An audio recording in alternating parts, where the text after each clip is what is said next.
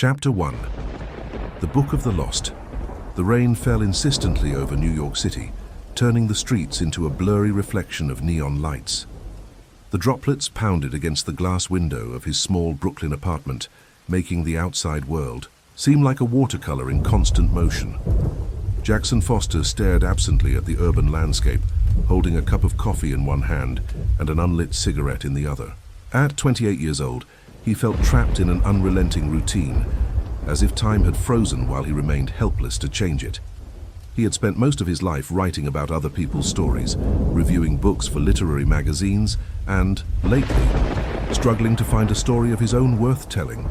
His desk, cluttered with sheets of paper filled with half-written ideas, crossed-out titles, and unfinished plot sketches, seemed like a testament to his failures.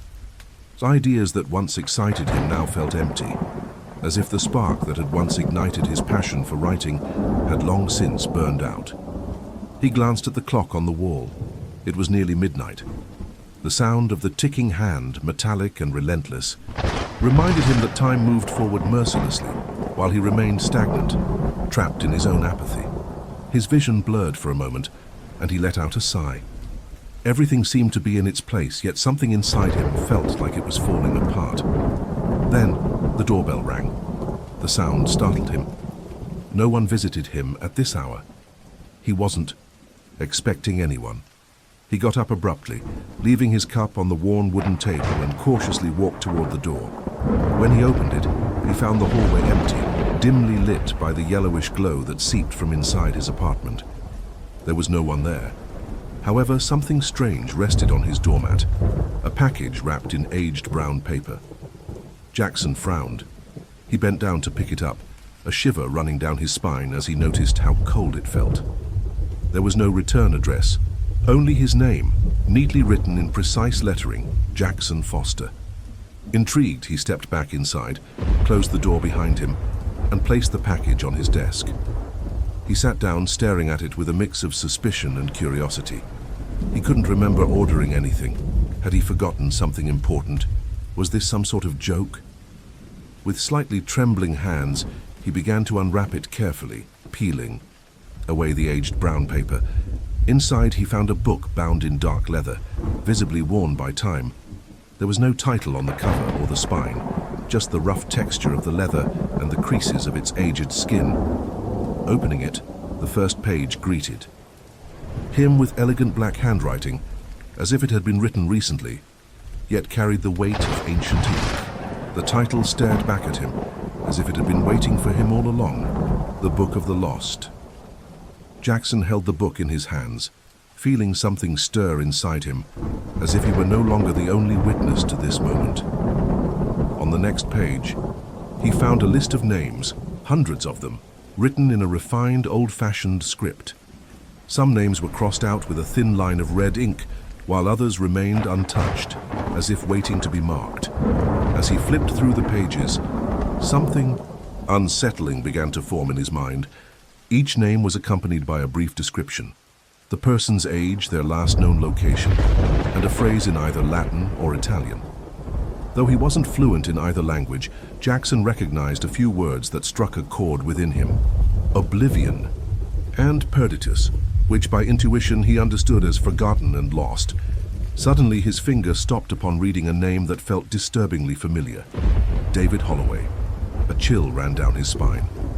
David had been a classmate at university, a brilliant aspiring writer who had vanished without a trace at 22. His disappearance was never solved, and although it had been a topic of discussion in their academic circles over time, his name had faded into obscurity. Yet Jackson still remembered the last time he had seen him, full of dreams and ambition. He recalled David's friends and family desperately searching for answers, and how the university press had covered his sudden vanishing. A creeping unease settled over him. How was this possible? What connection did this book have to David? With shaky hands, Jackson pulled out his phone and quickly searched for David Holloway's name online. He expected to find an article, a mention, something. But the screen remained blank. No articles about his disappearance, no social media traces, nothing. As if David had never existed. The air in the room grew heavy, suffocating. The oppressive silence made him slam the book shut and push it away from him. He took a deep breath, trying to steady himself, but his mind kept circling back to what he had just seen. This couldn't be real. The book had to be some kind of elaborate hoax, but deep down something told him he couldn't ignore it. He couldn't just walk away. He needed answers. Who had sent him this book? Why was David's name inside? How was it possible that his disappearance had been erased from every record? Jackson stood up, leaving the book behind. He walked into the kitchen, hoping a drink would help him clear his thoughts. Pouring himself a glass of whiskey, he downed it in one gulp, the burning liquid doing little to dispel the unease creeping through his body. But the sense of dread didn't fade. Something dark had forced its way into his life. With the glass still in hand, he returned to his desk. He stared at the book once more, a mix of fear and fascination in his eyes. He couldn't stop thinking about the other names it might contain. Hesitantly, he flipped it open again, his fingers trailing over the pages until he found another entry that made his breath catch in his throat. Mei Zhang, 26 years old, missing since 2019. Jackson's pulse quickened. Mei Zhang had been an independent investigator he had worked with in the past. Her intelligence, her skepticism, her relentless pursuit of the truth had always impressed him. He remembered how, during one of their collaborations, she had insisted that something sinister lurked beneath what seemed like an ordinary case. How was it possible that she was now in this book, listed as missing? Once again, he searched her name online. Just like David, there was nothing. No articles, no mentions, no trace. May had vanished from existence as if she had never been. An indescribable fear took hold of him. This wasn't a coincidence. Something terrifying was happening, and he was at the center of it. He glanced at the book warily, the aged leather under the lamplight. It felt as if the book was watching him, waiting to be read again. He ran his fingers over the cover, feeling the worn texture. As he did, he noticed something embossed on the back, a strange symbol, barely visible against the dark leather. Curious. He grabbed a sheet of paper and a pencil, placing the paper over the cover and rubbing the graphite against it. Slowly, an image emerged, a mysterious emblem, an intricate design of interwoven lines and geometric shapes. In the center stood a humanoid figure with outstretched arms, surrounded by an arc of Latin words. Quod scriptum est, Manet. Jackson whispered the words, their meaning settling in his mind like an unshakable truth. What is written remains. A cold shiver ran through him. He closed his eyes, rubbing his temples as a deep unease settled over him. He had crossed into something he couldn't undo. What did all this mean? And what was he supposed to do now? He turned off the lamp and walked toward the window, watching the rain continue to fall over the city. Inside him, a sense of dread had taken root, a shadow that wouldn't leave. The book remained on the table, open, as if waiting to be read. Again, Jackson knew he shouldn't, but he also knew with painful certainty that he would. Jackson barely slept that night. The Book of the Lost sat on his desk like a dormant beast, its pages filled with names that shouldn't exist, or worse, names that had existed but now left no trace. Every time he closed his eyes, he saw the names of David Holloway and Mei Zhang, their letters imprinted in his mind like an inescapable whisper. How could they have simply vanished from all records? How could the book know about them? By dawn, his exhaustion was palpable, but his mind refused to rest. He got up, made himself a cup of coffee, and sat at his desk, staring at the book. His fingers hesitated before opening it again. As he flipped through the brittle pages, he found more names, each accompanied by a brief record, age, location, and a phrase in Latin or Italian. His breath caught when he saw another familiar name. Rachel Porter, 31 years old, disappeared in 2016. Jackson's stomach churned. Rachel had been his neighbor in college. Kind, a little eccentric, always carrying around a leather-bound notebook where she would jot down ideas for stories she never finished. She used to say that writing was the only way to keep memories alive. He hadn't thought about her in years. He grabbed his phone, hands trembling, and searched for her name. Nothing. Just like before, there were no articles, no social media accounts, no photos. No evidence that Rachel Porter had ever existed. A cold dread settled in his chest. It was as if the book was erasing people from reality itself. Or had it always been that way? A knock on the door made him jump. He slammed the book shut and turned toward the entrance. His heart pounded as he hesitated. He wasn't expecting visitors. After a deep breath, he approached and opened the door cautiously. A woman stood in the hallway, her expression tense. She had dark hair pulled into a ponytail, sharp eyes that scanned him as if searching for something, and a leather messenger bag slung over her shoulder.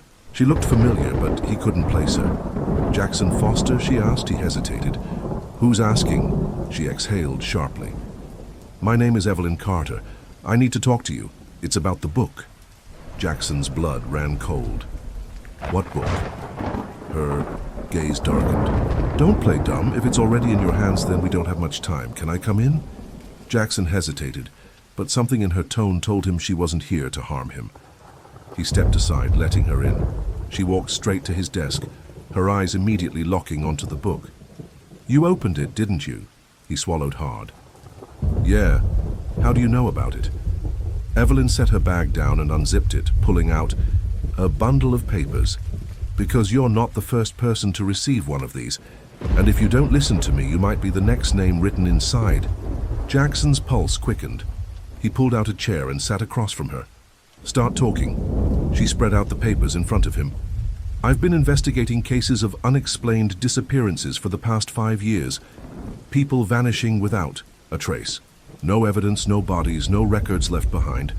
Their families forget them, their friends lose all memory of them. It's like they were never there, and every single case leads back to a copy of this book." Jackson clenched his jaw. "Copies? You mean there's more than one?" She nodded grimly. "I've tracked at least 5 instances. Each time the recipient is a writer, journalist, or researcher, someone who digs too deep into things they weren't supposed to. The moment they open the book and start reading, it becomes part of their story. And once your name appears inside, you're already halfway gone." A chill crawled up Jackson's spine. "That's impossible." Evelyn pulled out a photograph and placed it in front of him. "Do you recognize this man?" Jackson's breath caught. It was David Holloway. "This was taken 2 days before he vanished," Evelyn said. "He received the book just like you. He tried to understand it. He thought he could solve the mystery. Then, one day he was simply erased." Jackson stared at the image. David was smiling in the picture, completely unaware that his existence was already being unwritten. "I need to know if your name is in there," Evelyn said. Jackson hesitated. He didn't want to look, but he knew he had no choice. With shaky hands, he reopened the book and flipped toward the end. His breath hitched. Jackson Foster, 28 years old, disappeared in 2025, his vision blurred. The year was correct. The date was empty. Evelyn's face hardened. "It's already started. You don't have much time." Jackson forced himself to breathe. "How do I stop it?" She hesitated. "I don't know if it can be stopped, but there's one thing we can try." She reached into her bag and pulled out another book. This one, smaller, with handwritten notes filling its pages. "We have to find the first copy," she said.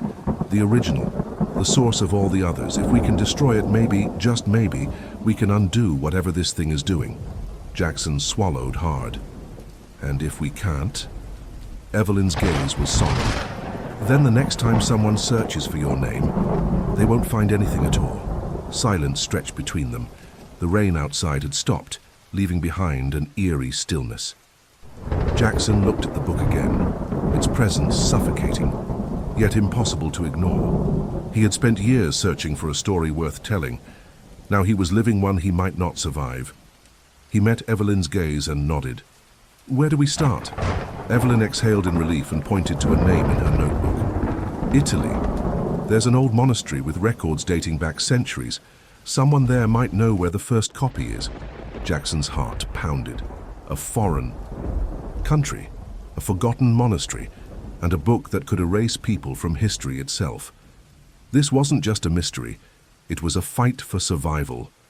Without another word, he grabbed his coat and his passport. The hunt for the original Book of the High. Lost had begun and time was running out. That was the Book of the Lost. I hope you enjoyed it. Don't forget to subscribe and leave a thumbs up. Tell us in the comments what story you'd like us to narrate next, or send us yours if you dare. But be careful, some stories are better left untold. Sleep well, if you can.